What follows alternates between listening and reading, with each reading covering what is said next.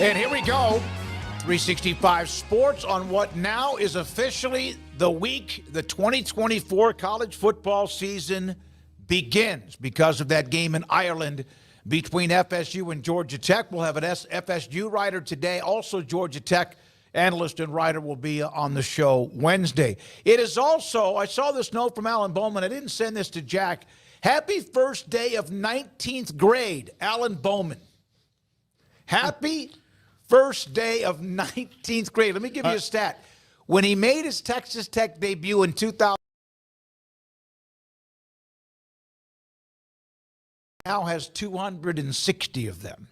And now Bowman playing yet one more year at Oklahoma State. We had it. It was on the list. Okay, now we got it. We got it. Yeah, you know.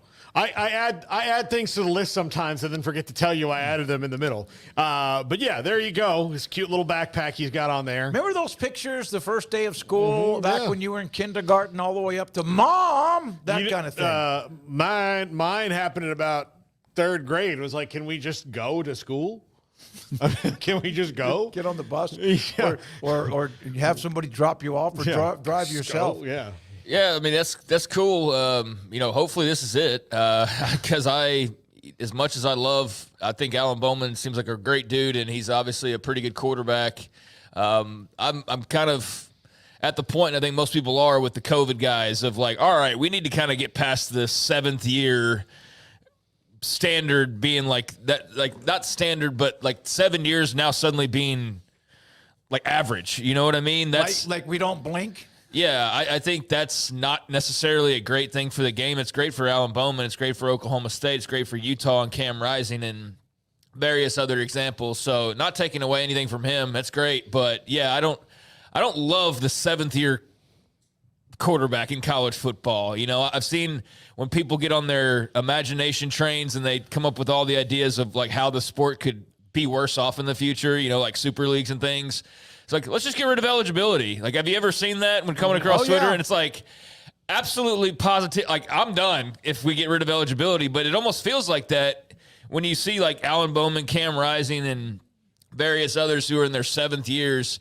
So, yeah, that's not something that's, I think, going to be commonplace nearly as much as we've seen the last couple of seasons, but good on him, and I know there's big expectations for Oklahoma State, so let's see if it's a lucky number 7 for Alan Bowman and the Cowboys. There are a couple of reports, one from Matt Zenitz from 247 CBS Sports, that Dequan Finn has been named the starting quarterback for Baylor as they open up, of course, on Saturday, a week from this weekend.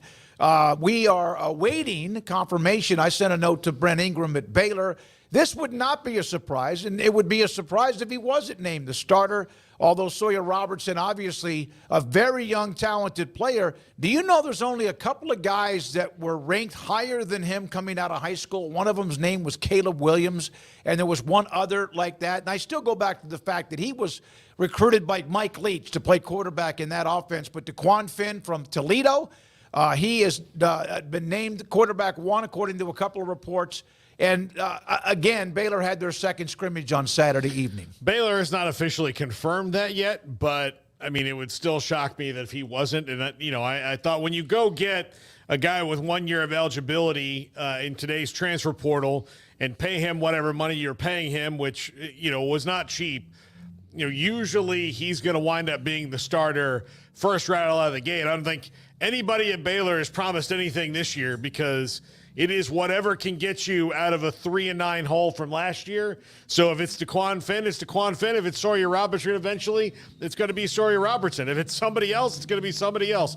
That's just how it's going to be. But so for now, it's Dequan Finn. But and hopefully for Baylor, it sticks that way because it means that they're successful in winning. But they don't. Nobody has any promises this year. I hope I'm not bringing this up as a dark cloud. When was the last time you guys remember Baylor finished a year with a starting quarterback that played every game?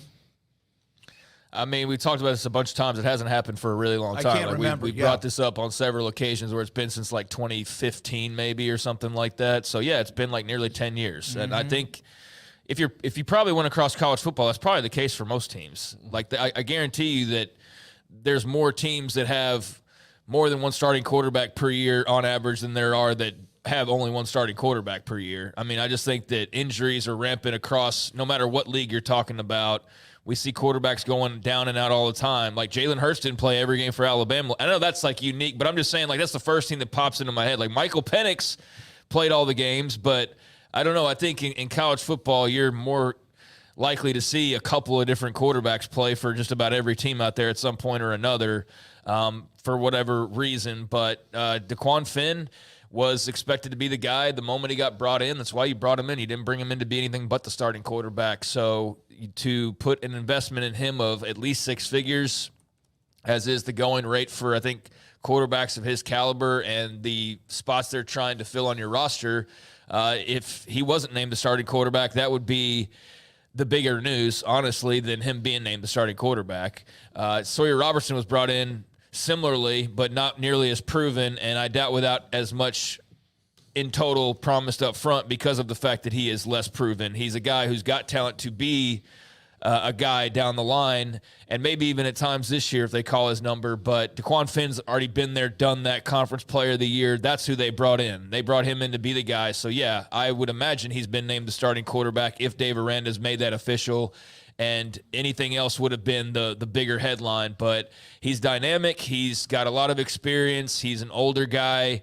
I think it's been surprising and probably for some people somewhat concerning that it's lasted all the way until 2 weeks before the first game, and he's just now being named the starter because you anticipate or you'd want him to come in and just blow you away and just force his way into being named the starter a lot quicker than that. But it also could have been just in a situation where Sawyer Robertson put in the work and he deserved to have the competition go longer to, put all into it that he could possibly put into it, and hopefully both guys are better off. But, yeah, Dequan Finn, that should be the expectation that he would be the starter week number 1 against Tarleton State. 2015, Russell and Stidham. And so it was 14. Bryce Petty played 12 games. 13 he played in 13. It's been forever since all the games were started by the same quarterback. And I do think you're right. The ones who don't have that are the exception.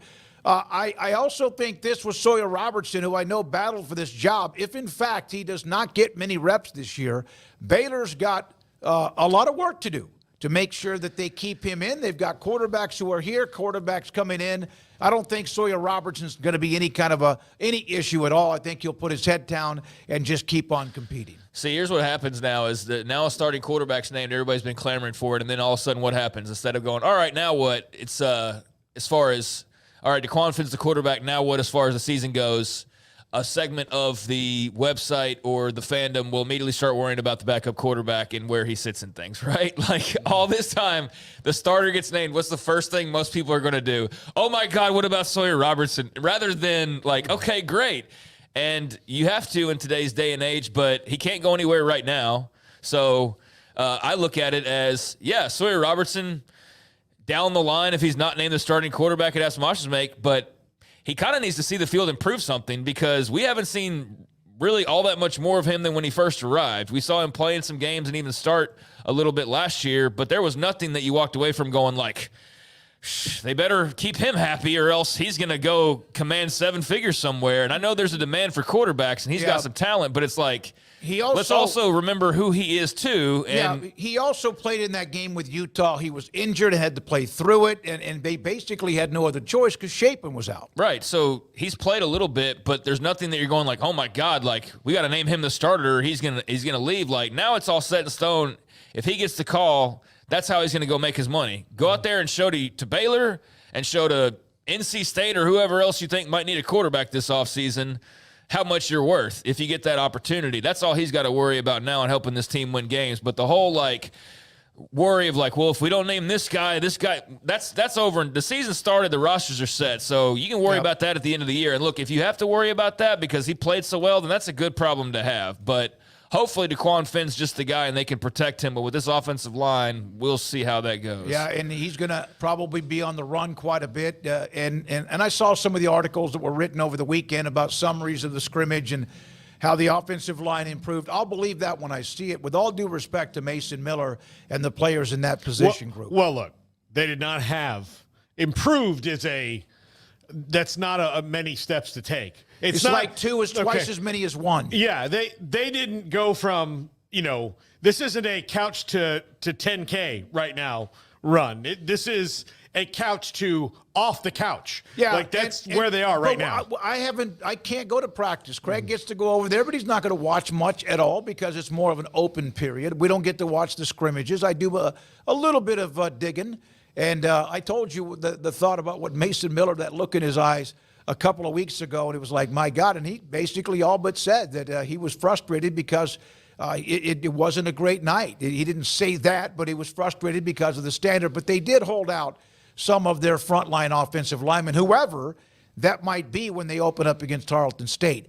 Arizona State has a starting quarterback. They have named Sam Leavitt, the redshirt freshman, as the starting quarterback. Kenny Dillingham and company making that decision and commented on it today. After the workout, the Sun Devils will go with Sam Leavitt. Well, once Jaden Rashada transferred, and I don't know, like Jaden Rashada might have transferred also due in part to he might have not been beating out Sam Leavitt the way he thought he was and was going to be in it for a while. This doesn't surprise me. Sam Leavitt was pretty highly recruited when he went to Michigan State, so we'll see, what that means for Arizona State and Kenny Dillingham. I think they'll be better this year than they were a year ago, but I don't know if that puts them in a bowl game. But last year, right before the season started, the athletic director and, president kind of pulled the rug right out from under them with that NCAA suspension. I think it cast a pall over the season. Jaden Rashada wasn't the only quarterback that played. A bunch of different people played. Cam Scadaboo's a really exciting player to have. They've got other exciting players. So we'll see. But I'm not surprised by this at all. I think Jaden Rashada leaving obviously was a blow just to your quarterback room and just your name power, because there's not really anybody that's probably getting too excited about seeing Sam Leavitt named the starting quarterback. Maybe in Tempe they are, but nationally I don't think anybody's like shaking in their boots now. And not necessarily would they be if Jaden Rashada would. There's something that kind of comes with that name that you expect, like some star power, right? Whereas with Sam Leavitt, I don't think you're expecting too much. So the good news is I don't think you're going to be rolling anywhere where people are like have these gaudy expectations for you. You can go out there and prove a lot of people wrong how they feel about you right now. That includes Sam Leavitt. Not a lot of people are going to be talking about Arizona State to start this season and haven't been most of this offseason. They're a team that when you set the rankings of the Big 12, they're in that bottom tier. I'd say they're usually accompanied by BYU, Cincinnati, and Houston most often in that bottom tier. All those teams can put themselves in a different spot and be the West Virginia of last year to prove the haters wrong. But I do think that, that's just not really inspiring when the guy you beat out is Jeff Sims. I mean, and I think we all, kind of know his situation. So, I don't go crazy over this. I'm excited for Arizona State to have the decision made. I think when you're talking about, is it going to be Sam Leavitt, is it going to be Jeff Sims? And Sam Leavitt was the easy choice to make there. So I don't think this comes as much of a surprise, but I don't think it also gets people super excited in Tempe as far as the season coming around the corner. But I do think there is an element of unknown now with Kenny Dillingham having the no bowl thing, not going to be a distraction or anything like that this season. They've been able to just focus on the season and focus on, hey, if we do win 6 games, we're going to go to the postseason. If we do this is going to happen as well. I'm sure that will serve them well. But, in terms of star power, there's not much to this story, but it's a good decision to have that behind you, and you can just focus with Sam Leavitt as a guy moving forward. And then there's Boise State. We even discussed it with B.J. Raines last week. He covers Boise State. That they have their starting quarterback, and it is, there you go, Maddux Madsen, who is named as their starting quarterback. Of course, a lot of discussion. It was a great article about him last week in 5-star former USC commit in Malachi Nelson. He now is not going to start the season at quarterback, and I did see a note or two from Madsen, a couple of quotes from him today about how Malachi Nelson has handled the last day or two since, in fact, all of this was going to be known, and Boise State has named Maddux Madsen. This is a team that has a chance to make the college football playoff with that group of 5 slot down the road. Yeah, they certainly do. They should be pretty good. They got a schedule that lines up for them. I think outside though, I always thought, well, Malachi Nelson's going there because he can start there and it's a more comfortable situation for him. But when we talk to BJ Raines last week, he was like, no, Maddux Madsen's kind of the leader in the clubhouse right now, and Malachi Nelson hasn't really quite been healthy all this time. So certainly interesting from the perspective of you kind of thought like going from USC as a 5-star to Boise State, he would kind of maybe hit the ground running there, but he needs some more time, and it sounds like he's comfortable with that. That might be where he needs to be in his life. And I think, we forget that, there was a time where playing quarterback as a true or even redshirt freshman was kind of a weird thing. Right after the kind of JV era ended where there was a junior varsity team. But from, I want to say about 1977 on, if you said, hey, we've got a true freshman or redshirt freshman starting quarterback, it was either really good news or really bad news. And because you had, a Peyton Manning or something like that, or you had injuries and you just having to start this true or redshirt freshman, most of the time it's sophomores, juniors, seniors that are your starters. Yep. I mean, historically, it's changed a little bit now.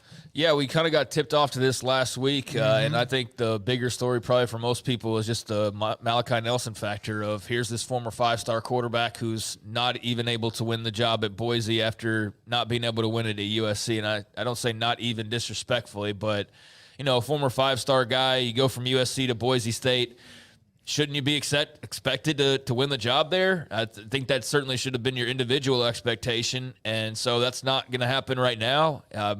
Maybe it does at some point for Malachi Nelson. Don't know what is up next for him other than being Boise State's backup. But Spencer Danielson said he just hasn't mastered the offense. And sometimes we get so caught up in all the other loud noises that it could be just as simple as that. So, yeah, 5-star ranking, that's cool. USC transfer, that's neat.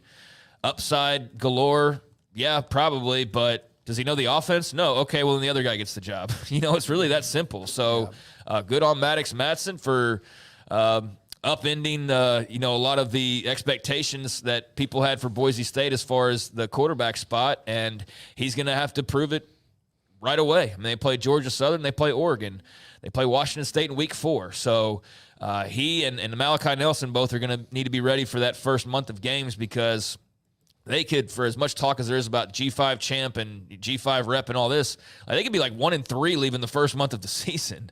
I mean, really. So, yeah, he's going to get tested right away, and I'm anxious to see him because there's obviously a lot to like about Boise, starting with that running back in Ashton Genty. All right, so there are some quarterback decisions news.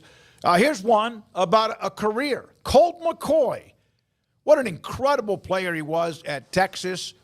Then went on to play for a long time, well over a decade, nearly 15 years in the NFL. He has announced that he's retiring from football. He will join the coverage for NBC Sports college football. And one of the games that he has is that second-week game between Nebraska and Colorado. And, Paul, you were talking about this with some of NBC's broadcast. This isn't Notre Dame, but he will now become an analyst for NBC. No, I look forward to seeing how Colt can do. I think he's been on the show, 5-6 times, over the years, and he's always had a great personality, and he's kind of the flashpoint character in Texas's recent college football history. The moment he got hurt in that national championship game was the moment it went off the tracks for them for a decade. Like, not just that half in that game. It went off the tracks for a decade. We're still hearing, had Colt McCoy not been hurt, and we will for the rest of our lives. And truly, that's something Texas fans, can really, kind of pretend like they don't care about certain things, but that is one thing that is a bee in their bonnet that will never go away. Yeah. If anybody out there has seen Deadpool and Wolverine, he's their anchor being. He was their anchor being for a while. And after that, but yeah, I think he'll do a good job. I'm curious to see, how he does. I do like that he's not automatically going to the Big 12 or the SEC where he will have to cover teams that people would assume that he knows, because I think it's going to show how much Colt McCoy just knows football. Sometimes, all right, let's put this guy on this because he was here and familiar, but maybe he doesn't, it makes him a little more comfortable. But, yeah, he's going to be doing Big Ten. Well, he might know Colorado a little bit. He's played in the NFL for nearly 15 years. So he knows a lot. He'll be fine. He'll be I good. always thought of him as a really good interview. He's not outspoken, but that's something. He has plenty of confidence in what he'll be talking about. I think they need to up the level of the Notre Dame broadcast, and by bringing Dan Hicks in this year, that will certainly help. Jason Garrett in the Notre Dame broadcast, Yeah, I think he'll be fine, whatever he ends up doing as far as game assignments or studio work or whatever. I think he's a pretty sharp guy and has done enough interviews, podcasts, especially here in the later part of his career that I've come across, including on this show, that he handles himself really well, and I'd expect no different. No matter what that entails as far as a media job goes. So, yeah, I can definitely see that being a big part of his future. And, congrats to him on being able to go out on his own terms after a long, storied career spanning back to his high school days at Jim Ned. I mean, an incredible player, a Texas Hall of Famer, not just as the university rep, but the state in general. He's a Texas Sports Hall of Famer, UT Hall of Famer, obviously, as well. So, yeah, tremendous career. And a guy who I have a lot of respect for. I know that Paul knew his wife a little bit. She used to be around here in, I guess, Rachel, her early days. And they appear to have a beautiful family, so I'm sure he's going to enjoy that a lot more. But imagine 10-plus years, in the NFL. That's nothing to sneeze at. Had some starts in there, had some moments, had some ups and downs, but had a really long career, and now is healthy and can go and enjoy, still being around the game. So I think that's great for him. He played, I think it was 13 years. Browns, 49ers, long time with Washington, 2014 to 19, played with the Giants. The last couple of years was on the Cardinals. And when he was called upon, he did a pretty good job being the heartbeat away. And in fact, one of his best moments was with Washington.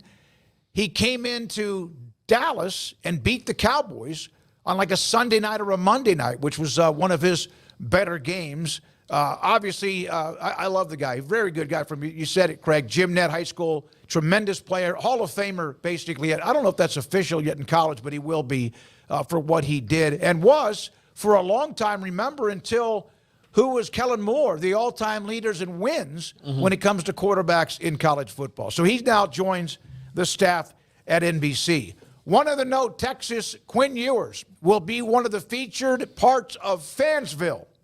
The seventh year that the Fansville will be airing with Dr. Pepper. Quinn Ewers, the athlete chosen to be a part of it. I think last year was it Caleb Williams who was a part of it. So Bryce Young the year before. Bryce Young, Fansville will be featuring UT quarterback Quinn Ewers.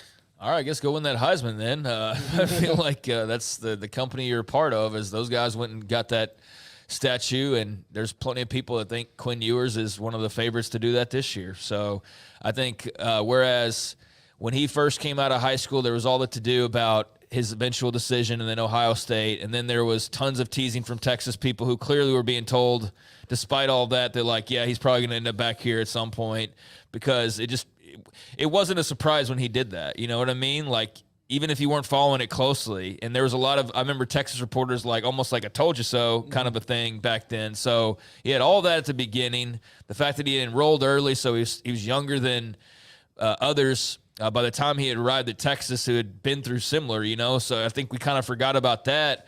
But because of all that, he put such a target on his own back of the, just the big decision of going away from the home state and going to Ohio State, and then leaving Ohio State to go back to your home state and then go to Texas. And so there was so much kind of drama, if you will, around him. And then he's now had a couple years under his belt, and he's at times been really good. And there's times where he's fine, and there's times where he makes a mistake like anybody else. But I think this is the year. This is the year for Quinn Ewers to be that 5-star, worldly talent, trying out for the next level, to be a top draft pick and all those things, help lead Texas to a national championship potentially, and certainly help guide them successfully through this first year in the SEC. This is where you look at him and you go, all right, this is the year now where the expectations are as real as they're going to be, because this is it. This is the last run. So let's see what he can do, because the pressure's now on his shoulders. And it isn't one of those like people putting too much pressure on him as a true freshman because how they feel about how he moved off the field. Now it's like, no, you played a bunch of games. You're a veteran. You're a leader. Go take him where you can take him. So I'm excited to see what he can do. Yeah, I think, I think, and I feel like I saw a note, and I forgot who was the one that put it up, but Sarkisian was discussing that they had a players-only meeting earlier in this fall camp, and Quinn Ewers is the one that called it, where before it might have been Whittingham or Jordan Whittington, I was like Whittingham. or Jalen Ford, or someone like that, and it was yours. Who this is the year. You're right. The clock is running on him with the high expectations and his future. Eventually, you would think in the National Football League. Former TCU quarterback Max Duggan, who had that remarkable year in 2022, has been released by the Chargers, according to Tom Pelissero. Not a surprise. I wasn't sure if he would hold on, and doesn't mean it's over because players bounce around. But he is no longer, at least for now, a part of the NFL. Sounds like his head coach is a little bitter. Just saying. Yeah, possibly. Pissed off about, the game that everybody tries to pretend didn't happen. TCU beating Michigan. They just, leap over that and pretend like that game never existed for some reason. For some reason, we know the reasons why you would do that. But, that's not the first time he's been released. He's kind of bounced around the NFL purgatory as guys do of being on a roster, being off a roster, being on, kind of not ever knowing where you are for too long. And so that's not too much of a surprise because I've seen this headline before, but he's a guy that clearly made his mark in Fort Worth, but I don't know, and I never had huge expectations for him at the NFL level. So if he's able to latch on somewhere else, great. If not, and we see him in the UFL or whatever, that wouldn't surprise me either.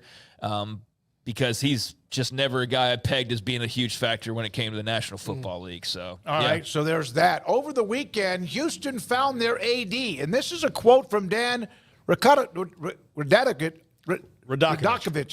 from Miami. Houston made a home run hire with Eddie Nunez, who comes in from New Mexico, a visionary leader, and is someone who will work tirelessly to position the Cougars for success. I saw a couple of quotes from their president that they are going to go heavy into raising more money for athletics to get it up, even though they've done a hell of a job since they entered the Big 12, even before that when they started to know they were going to be a part of the Big 12, that he apparently is a money-making or producing type revenue stream. Well, I wouldn't be surprised to see the athletic director position, much like the college president position, stop being guys who were, he's in college athletics, but you have to be a fundraiser first now. You absolutely have to be a fundraiser first.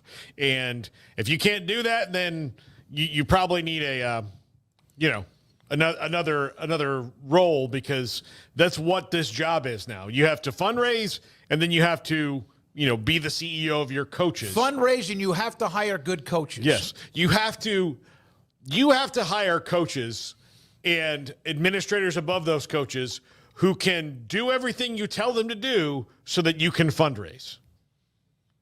I agree. Yeah, you can't, you have to have those times where a coach retires or you fire a coach or you have to make those decisions. But day-to-day operations, everything you do probably before you even get to all that is about fundraising. Yep.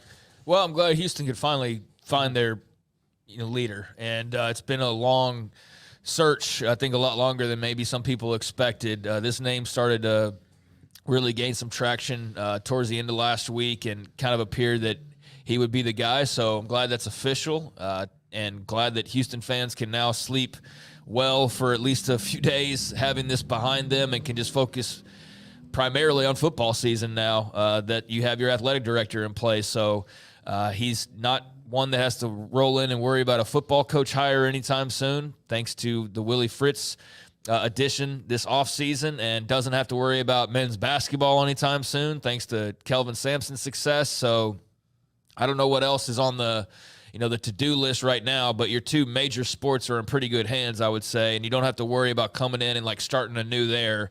But you do clearly need to start raising some money, because that's the thing that you hear about Houston constantly is the money piece, and so that's what he's there to do. And let's see him get started and get off the ground, and hopefully bring in a lot of cash for the Cougs. Liam Rooney will be our first guest today. He covers Florida State for the Tallahassee Democrat. This is the first week. He'll join us in the next segment. Also, Essen Kasim, he used to cover Florida State, now with USA Today, will join us in the 5 o'clock hour. And we will have a Georgia Tech, as I mentioned earlier, a Georgia Tech writer from Ireland will join us on Wednesday. Louisville, they lost James Thrash, who last year had nearly 900 yards receiving. They brought in transfer from South Alabama, Lacey out for the year. 91 catches, 1,316 yards, and 7 touchdowns for South Alabama last year. And Louisville loses what is a huge part, especially with them losing Thrash. And now they don't have Lacey for this year. Yeah, Colin Lacey broke his collarbone in practice or scrimmage over the weekend. He's already had surgery, and he was, I think, he wasn't their biggest grab in the transfer portal. Now, a couple of those guys kind of came and went because they had a really weird spring. One of those, Penny Boone, and there's a defensive player whose name escapes me, but Colin Lacey was someone they were relying on to replace Jabari Thrash, who was one of the better receivers in the country last year that I think kind of toiled in anonymity because every week I think people would look and go, oh, look, Louisville won again. Oh, that's cute. I wonder when they're going to lose. And they didn't lose until the end, or they didn't lose and were knocked out of the playoff until the very end of the season in the conference race. So, but yeah, that's a tough loss for them. And they're already going to be white knuckling it all year long because their starting quarterback is likely to be Tyler Shuck, and he's never made it through a season healthy. There's that story on one of the players who was injured. I'm going to wait on the All-American talk. We got the All-American team released by the AP. We'll do that later in the show. Now, a couple of notes as the season is about to start. Ren Zerneman with this nugget.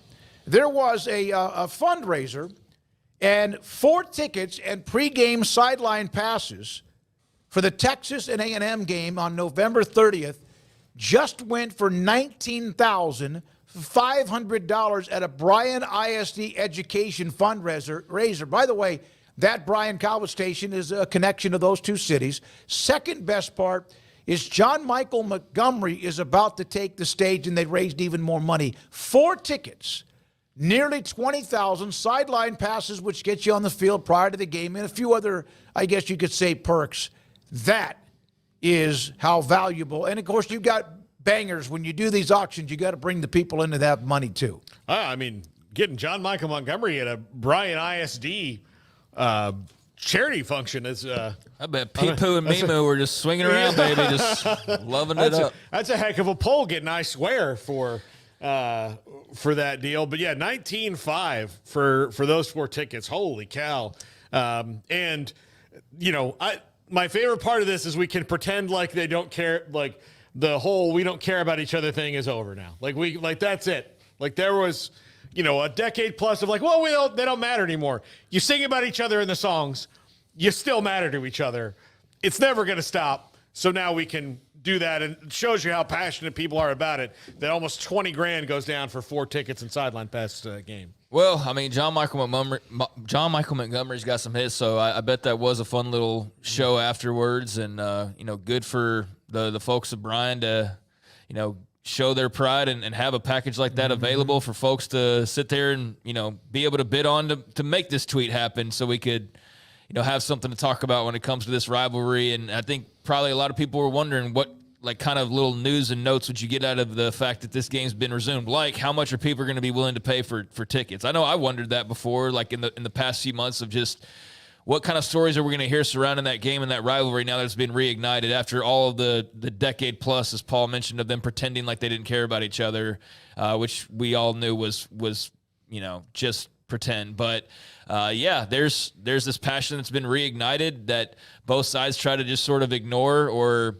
just maneuver around or whatever, and we'd get a little taste of it in baseball and a little taste in basketball, but now it's football time, baby. And I actually thought that was a little bit of a low number, honestly. I did. I thought it might even be higher than that for the game package you're talking about, but 20 G's is nothing light, so I know I could afford that. I saw that most of the tickets, in fact, I saw maybe even a Texas fan, this is 2 or 3 weeks ago, when someone said that they were online available for like $1,500 for a ticket. He's like, where can I get that? Yeah, I think it's a hell of a deal if you can get that right now. So I think when you're talking a package of suites and things, the parking passes and 20,000-ish is probably about right. But even initially I was like, well, that sounds low just because it just feels like everything's going to be the biggest it's ever been because this is the first game in so long. So yeah, that's not crazy, I think, to hear a package like that going for big money like that. And we're going to hear probably more examples of that as the game draws closer. One other note about a game. I do want to mention the history of that game real quick and how